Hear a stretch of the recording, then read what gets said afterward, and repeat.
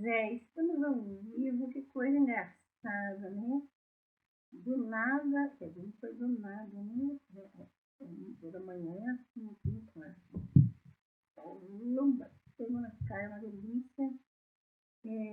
Olá, bom dia, Elisa, sem saídas, decidi fazer uma live, porque tem momentos em que a gente vê algumas coisas sendo publicadas, sendo enfatizadas por aí, que a gente não tem como ficar quieto, né?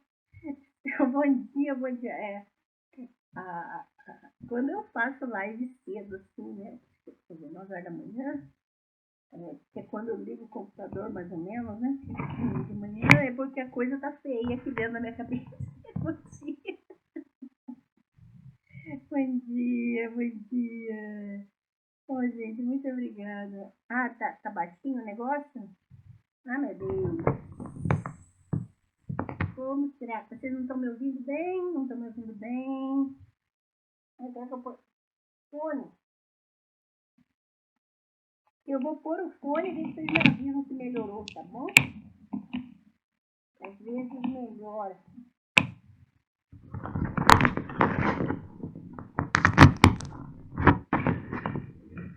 Digam se melhorou, gente, por favor.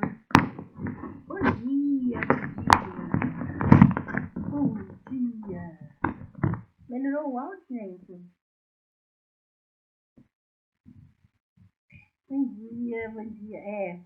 Obrigada, Mila. Vou abrir mesmo, vou abrir o coração, vou abrir tudo que tiver fechado, né?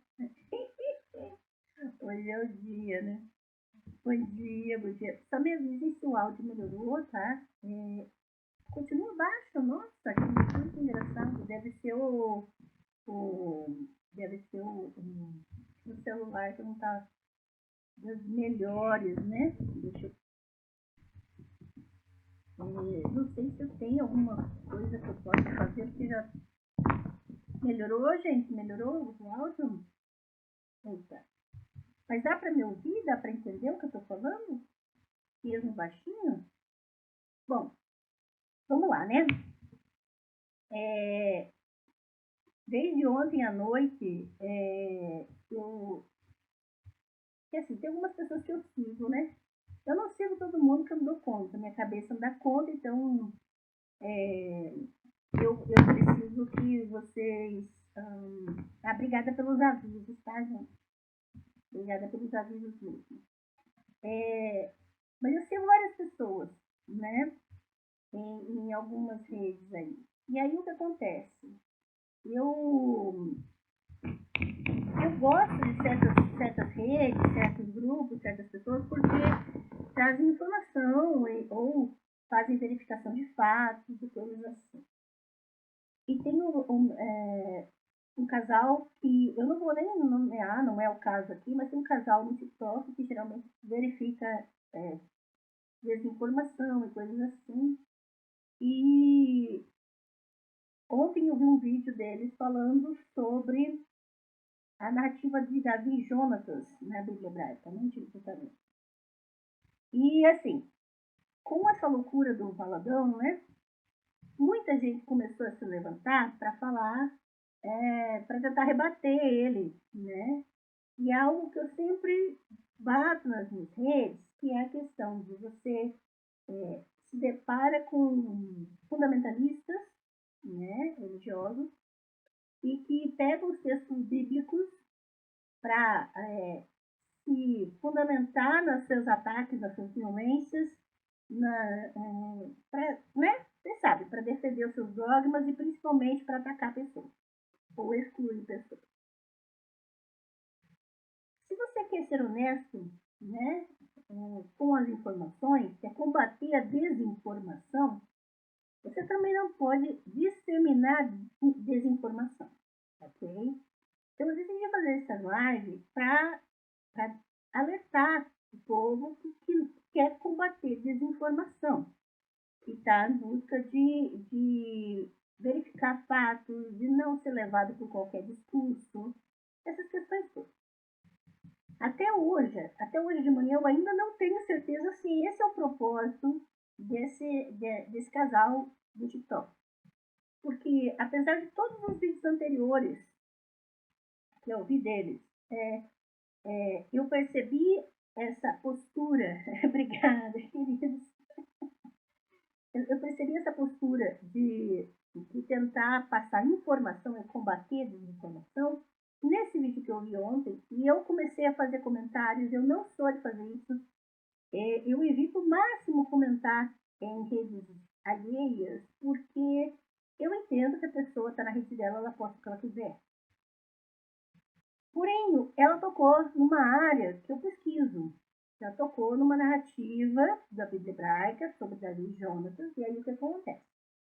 O pessoal pega e quer combater o discurso violento e homofóbico dos fundamentalistas que utilizam da Bíblia para excluir pessoas, usando textos bíblicos de forma equivocada, ou seja, pegam as traduções em português, primeiro, geralmente quem faz isso, geralmente, não é sempre, mas geralmente são pessoas que não sabem hebraico nem grego, né? E assim, o que acontece é que você vai perceber que as pessoas vão pegar Ruth e Noemi, Davi e Jonatas, e vão tentar forçar para dentro desses textos que não foram escritos em português, foram escritos em hebraico antigo, hebraico bíblico, que já é diferente do hebraico moderno, principalmente na semântica e na pragmática, e também no número de verbetes, muito diferente. Só tem 8.000 palavras na Bíblia hebraica, e 2.000 dessas 8.000 ninguém sabe o que significa, porque isso acontece uma vez.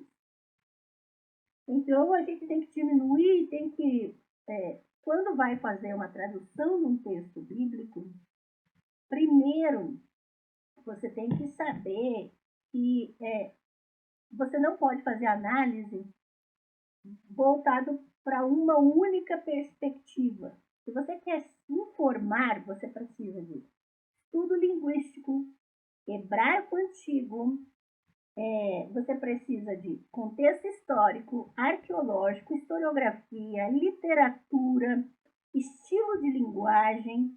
Você precisa também de a questão sociológica e antropológica, os conceitos e o imaginário de quem escreveu esses textos.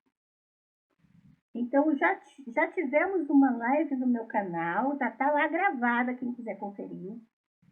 Convidei a maravilhosa Helena Vieira, que é especialista em estudos sobre sexualidade. Tem uma live completa lá no meu canal chamada Sexualidade na Antiguidade, Escritos Paulinos. Nós trabalhamos, eu fiz o curso com ela de História da Sexualidade, nós trabalhamos os 3 volumes da História da Sexualidade, eu trabalho com eles aqui em casa, trabalho com a questão da sexualidade com Foucault, estou traduzindo um material sobre o conceito de sodomia na história. E quando você vai para o texto específico de Davi e Jonatas, você não pode inferir imediatamente que aquilo é uma relação homossexual. Por quê? Primeiro, o texto hebraico não fecha essa questão. Não há certeza de que ali ou aquilo ali representa que eles tinham algum tipo de relação que nós, não eles, que nós caracterizaríamos como homossexual. Por quê? Porque não tinha esse conceito. Se você estudar a história da sexualidade, você vai perceber que o conceito de heterossexualidade e o conceito de homossexualidade é um conceito relativamente moderno. Não existia esse conceito nessas culturas antigas. E aí, só para vocês verem os tipos de comentários que eu tentei alertar isso no vídeo em questão, e a pessoa coloca assim, os gregos tinham relações sexuais abertamente com outros homens, inclusive muitos preferiam. A Helena Vieira aborda isso no curso dela de História da Sexualidade, porque isso não significa, realizar ato não significa ali havia o conceito de homossexualidade, o entendimento de homossexualidade. Inclusive, no primeiro volume do livro História da Sexualidade, não, desculpa, História da Virilidade, da Editora Voz, são 3 volumes. A História da Virilidade, o primeiro volume, no começo do primeiro volume, já tem informação, por exemplo, que os espartanos, um dos ritos de passagem do homem para ser considerado macho, para ser considerado um homem, ele tinha que passar por uma experiência sexual com outro homem. Mas isso não caracterizava naquela sociedade uma relação homossexual, porque aquilo fazia parte do ritual para ser considerado macho na sociedade.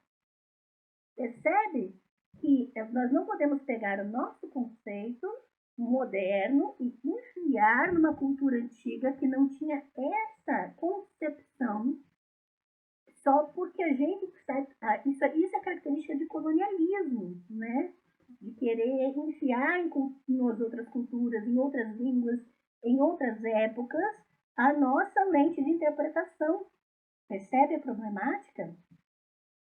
E aí você tem aí outro comentário deles me rebatendo o que eu estava falando para eles. Até porque naquela época era normal em todas as culturas. Olha que qual é a mentalidade, inclusive a Helena Vieira fala sobre isso no curso sobre história da sexualidade, que essa cultura ocidentalizada, que é colonialista, tem a tendência de globalizar sua visão de mundo, de projetar em todos os outros a sua forma de entendimento e pensamento. E isso é extremamente colonialista, tá? Quando nós fizemos as lives, eu vou mostrar o texto hebraico para vocês, da relação de Davi e Jonatas no hebraico. Você não pode afirmar nada, ali não dá certeza de que havia uma relação entre eles. Ruth e Noemi, pior ainda, você não pode projetar essas questões para dentro dos textos. Os textos de Levítico não dizem respeito à homossexualidade, porque esse conceito não existia naquela época, naquele contexto. Os textos de Paulo, a Helena Vieira trata na live Sexualidade na Antiguidade, escritos paulinos, lá no meu canal no YouTube, Ângela Natel, você dá lá, acha a live e assiste, porque ela está falando especificamente da mentalidade que Paulo estava denunciando na carta aos Romanos, ok? E aí, tem outros comentários que eles fizeram aqui para mim, que quando eu comecei a trazer a questão histórica, a questão da língua, a questão do contexto arqueológico, histórico, aí eles falam, se vamos discutir ficção, lamento, mas exatamente isso que está escrito. Está escrito aonde? Na tradução, em português. As traduções em português têm uma linguagem que dá a entender que ali há uma relação homossexual, e isso é problema dos tradutores, não do texto. Tá bem? E aí, veja, você não tem como combater. Exato. A grande questão aqui é possível fundamentar violência através dos textos bíblicos? É mais possível fundamentar violência e exclusão pelos textos bíblicos do que o contrário. Porque você não pode simplesmente ignorar o contexto em que esses textos foram escritos. No curso Esdras e Neemias, Monoculturas de Destruição, eu vou dar um spoiler aqui para vocês do curso, você tem textos ali que estão dizendo que eles pegaram as mulheres estrangeiras e expulsaram da comunidade da província de Yehud, no pós-exílio, né? Porque Esdras, líder religioso que estava ali instituindo a religião, segundo a narrativa, ele diz que eles são uma raça eleita, eles são um povo exclusivo e por isso não podem se casar com mulheres estrangeiras. E tem um texto em Neemias, inclusive, que trata da violência com que as pessoas tiveram que aceitar seus novos dogmas de exclusão e aquilo que hoje nós consideraríamos xenofobia. Então, veja, o texto bíblico, ele fundamenta os fundamentalismos, sim. Os textos bíblicos fundamentam a violência, a exclusão. E até quem vem com o papo de Jesus não condenou o homossexual. Eu já usei esse discurso quando eu ainda me envolvia com progressismo evangélico. Eu já ensinei errado, tá bem? Agora, quando você vai pesquisar, você tem que decidir se você vai ser honesto ou você vai querer lacrar e defender a sua posição religiosa. Mas quando eu me desliguei de toda a instituição religiosa, inclusive do progressismo evangélico, eu tive que tomar a decisão de falar somente aquilo que eu tenho evidência. Então, ciência, já recebi uns 2 e-mails de gente querendo fazer proselitismo comigo, dizendo assim, olha, a ciência não dá conta de tudo. E quem disse que ela propõe dar conta de tudo? O princípio da ciência é só afirmar aquilo que você tem certeza e é evidenciado. E o que você não tem certeza, você não afirma. Quem quer dar conta de tudo é culto religioso. Então, combater religião com religião é desonesto, é inútil, é desinformação. Percebe? Então, na área de fé pessoal, você segue o que você quiser. Agora, na área da informação, se você quer estar fundamentado, você só afirma o que tem evidência, beleza? Então, exato, olha aqui, a questão das relações entre mulheres, né, que vocês estão falando. Gente, aí não existia o conceito de homossexualidade entre mulheres até tipo século. Agora eu não me lembro quando que foi a Benedetta. Quando que foi a história da Benedetta? Deixa eu ver isso aqui. Porque a Benedetta é um caso específico, né? Século XVII. Século XVII foi um caso em que uma abadesa ela foi julgada pela Igreja Católica oficial e aí ninguém tinha um nome para aquilo que ela estava sendo julgada, porque não existia o conceito, não se imaginava que era possível as mulheres terem prazer sem homem, entende? E aí você tem um caso documentado, você pode encontrar até, tem um PDF do caso documentado por uma historiadora chamado Atos Impuros. O nome da autora é Judith alguma coisa, deixa eu ver. Judith Brown, Judith C. Brown. Você encontra esse livro, Atos Impuros, da Judith C. Brown, ela usa esse termo, essa expressão exatamente porque eles não sabiam dar nome a uma relação lésbica, porque esse conceito não existia. Século XVII, gente.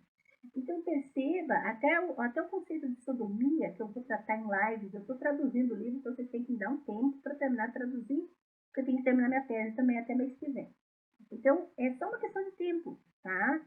Mas, veja, a grande dica de hoje é não sair falando, propagando desinformação só para combater algo que te incomoda, entende?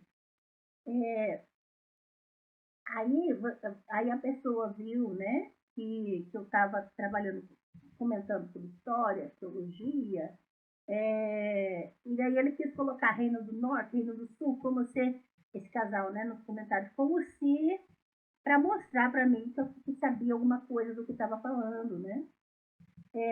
E daí ele escreve, você quer a prova de que Davi existiu, esses textos foram usados por Judá, não sei o quê.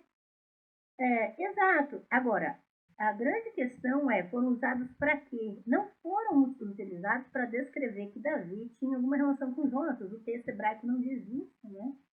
A grande questão ali era a questão do trono, porque Jonatas era o herdeiro legítimo do trono. Ali é uma questão política, não tem relação nenhuma. E Davi, para ter direito, né, na narrativa, os redatores elaboram a narrativa forçando que Davi teria direito ao trono ao se casar com a filha de Saul. Então veja que é uma problemática que as pessoas não perdem. Eu tenho um curso chamado Saul e o Usurpador Davi, que vai tratar das elaborações dos termos hebraicos que aparecem em torno das narrativas de Saul e Davi. Tá? E aí, no comentário, eles perguntam, né, o que o texto original fala. Aí querem que eu dê aula no comentário de postagem, porque aí chega, né? E aí eu falo, vocês não podem projetar os seus conceitos, por exemplo, no texto. E aí eles me dizem assim como projetar conservadorismo. Peraí, a grande questão aqui é como se eu fosse, né, conservador. Aí, mas aí, a grande questão aqui é que vale combater a desinformação porque os outros estão usando desinformação. É isso? É essa a reflexão que eu quero fazer aqui com vocês, né? E aí eles respondem ainda, a única né, que demoniza a homossexualidade é a hebraica, pois no Novo Testamento apenas Paulo cita. Veja essa problemática deles continuarem batendo na tecla de que há o conceito de homossexualidade nos textos bíblicos, né? Ou seja, está propagando desinformação, está insistindo em questões de combater uma fala fundamentalista com uma fala tão religiosa quanto, né? Porque está usando os textos bíblicos. E aí a gente tem que começar a pensar do quanto a gente precisa falar só daquilo que tem evidências e daquilo que sabe. Até teve um professor, pelo menos ele disse que era professor nos comentários, que disse, então vamos fazer uma live para conversar, porque eu também estudo sexualidade. Aí o que a pessoa quer? Eu até escrevi e respondi ele dizendo o seguinte, ciência não é competição, ciência é construção coletiva. Se você quer construir, entre em contato comigo, mandei o link do meu Linktree. Eu disse, fazer live para fazer debate, isso só vai trazer mais confusão e problemática. Eu não quero entrar em debate com ninguém, eu quero construir. Então a gente pode sentar juntos, trabalhar as pesquisas, estudar juntos, construir juntos, porque ciência é construção coletiva. Agora, fazer live para debater, isso é dar espetáculo. E eu não estou aqui para isso. Tá? A minha maior preocupação e a única razão porque eu, antes de fazer qualquer coisa do que eu faço de manhã, eu quis fazer essa live aqui é exatamente para que alertar para você, mesmo que algo que você veja seja extremamente terrível, seja uma violência grande, a sua reação a isso precisa ser legítima e não causar o mesmo impacto daquela violência que você está recebendo. Eu não estou falando contra a violência em geral, eu estou falando para, principalmente, você só afirmar aquilo que você tem evidência e daquilo que você sabe. Se você não sabe, por exemplo, texto bíblico, se você não sabe o que está nos textos em hebraico, aramaico e grego, você não discute isso. Você não publica mais desinformação. Por quê? Porque a internet já está lotada de desinformação. E essa é a problemática dos líderes progressistas, que podem até saber o que está lá no texto, mas o que eles fazem, a mesma coisa que os tradutores fundamentalistas fazem. Enfiar no texto conceitos, cultura e interpretações que não estão no texto e não estavam no imaginário de quem redigiu esse texto. Por isso, a pesquisa decolonial, ela tem que ser interdisciplinar, ela tem que tratar com história, com arqueologia, com linguística, com sociologia, com antropologia, com historiografia, ela precisa ter múltiplas abordagens para não incorrer no erro de ocidentalizar as culturas antigas. Nós somos ocidentalizados, nós somos colonizados. Nós vamos colonizar agora generalizando os nossos conceitos para toda a época e cultura. E aí vai dizer, não, mas eles sempre fizeram isso. Primeiro, essa afirmação, ela é completamente equivocada. Independente se isso ocorre ou não, você não tem evidência suficiente para fazer esse tipo de afirmação. Então, gente, a gente não precisa viver querendo ganhar de ninguém. A gente não precisa viver querendo ganhar discussão, querendo rebater, querendo lacrar, querendo provar para o outro que ele está errado. A melhor maneira de provar que às vezes informações estão equivocadas é você compartilhando informação fundamentada e não querer colocar o outro como inimigo. Se você fosse, eu não dei as referências para não dar mais projeção para as desinformações. Mas se você vê todos os meus comentários, eu tirei print, não tem nenhum comentário desrespeitoso, porque eu não estou vendo esse casal como meus inimigos. A minha problemática é que eu os considero tanto a serviço da informação pelos vídeos anteriores deles, que eu me dei o trabalho de fazer algo que eu geralmente não faço, que é ficar comentando e avisando isso aí, essa informação, você não tá, seu texto não tá isso, entende? Vocês não vão me ver comentando nas suas postagens, chamando a atenção de ninguém. E mesmo quando vocês veem uma postagem minha e desconfiam que é algo de informação, em vez de você se dar o trabalho de ficar questionando as informações que eu forneci nos comentários, use esse tempo para fazer a sua própria pesquisa, para verificar por si mesmo. Porque só o que eu digo não significa que você está sabendo de algo, só porque você repete algo que eu disse, tá bem? Então, essa é a dica de hoje. Precisava fazer esse vídeo para poder tirar o peso, porque como autista, quando algo me incomoda muito, eu começo a passar mal.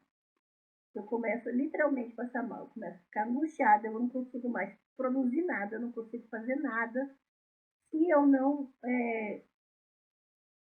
trabalhar essas informações. Eu agradeço demais de coração todos os que acompanharam aqui essa live do Surpresa da Manhã e tiveram a paciência de me ouvir e as elaborações que estavam me incomodando. Eu vou colocar essa live assim que eu puder no YouTube, nas redes, mas assim, eu não estou aqui para debater com ninguém, porque ciência não é isso, ok? Ciência é construção. Quando você constrói algo, com fundamentação, algumas coisas precisam ser desconstruídas automaticamente. Mas todo o processo de desconstrução só acontece quando você ouve algo e entende aquilo que você ouviu e verifica por si o que você ouviu e aqui você toma consciência das consequências do que você ouviu e você assume as consequências dessa desconstrução. A desconstrução não é de um dia para o outro. A desconstrução precisa desse processo de você compreender, verificar e assumir as consequências dessa desconstrução, de não se deixar novamente enredar pela desinformação. Porque é extremamente tentador rebater fundamentalismo com progressismo. Rebater fundamentalismo com desinformação sobre os textos bíblicos. É por isso que tem os meus cursos. Meus cursos não são só para o meu sustento, para as minhas contas, não. Os cursos são a forma sistemática e acessível, sim, que eu encontrei de trazer informações sobre essas questões que a maior parte das pessoas não tem informação. Então, obrigada, Liz. Cris. Muito obrigada mesmo. E eu não estou aqui para machucar ninguém. Desculpa eu me emocionar. Obrigada, Liz. Porque quem me conhece ou quem vai ver na minha live sobre a minha história lá no meu canal, eu conto a minha história, eu sei a violência que é na vida de uma pessoa a disseminação de desinformação. O quanto a desinformação mantém escravas as pessoas, mantém essas pessoas submissas e controláveis. Enquanto eu estiver viva, eu vou lutar contra isso. E é importante que quem quer se comprometer com essa luta, lute consigo mesmo, lute com o próprio desejo de provar que está certo. A gente não precisa provar nada para ninguém. A gente só precisa ser honesto naquilo que publica, naquilo que fala e naquilo que vive. Bem? Muito obrigada pela paciência, muito obrigada pelo carinho, tá bem? Bom dia para vocês, gente.